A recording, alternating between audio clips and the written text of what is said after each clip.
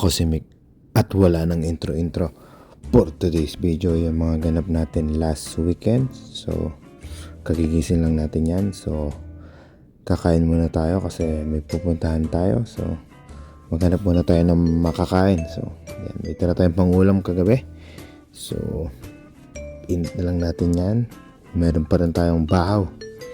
So, lagay natin sa maliit na mangkok. Init natin sa microwave for 2 minutes. Lagyan natin ng takip kasi magtatalsikan yan pag ininit. So habang tayo naghihintay, check natin ang weather natin for today's video. Maganda ang weather natin ngayon. So yan, panalong ulam natin ngayon. Kinisang baboy na baboy na may kinisa sa kalabasa, okra at saka meron din sitaw. Panalo yan, luto ni Commander. Sinamahan na rin natin ng itlog yan kasi para lalong ganahan tayo kumain.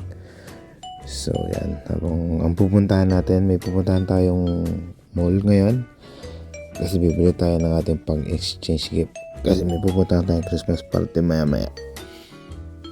So yan, panalo yung luto ni Commander. Side na side yan. So yan, simot, sarap, ayos. So syempre hugasan natin ang ating kinainan. Hindi naman yung tayo kakain lang, tayo maghuhugas din ng plato. So yan, linis ng lababo, punas. At yan, tayo gagayak na, bibis. Pupunta tayo ng mall. Malapit lang naman ang mall dito sa bahay. Mga 2 minutes lang na biyahe yan sa bus, 2 to 3 minutes. At syempre, kaya na ibang vlog tayo magbibideo din nang naalis sa bahay. Yan, para aesthetic. So yan, lakad tayo. Mga malapit lang bus stop sa bahay. Mga 27 hakbang ay naroon ko na. So yan, matapos ang mahigit kumulang na ilang minuto, dumating din ang ating service. Punta tayo ng Center Point Mall. So yan, hindi na natin nabidyohan yung ating biniling pangregalo kasi tayo ngayon nagmamadali.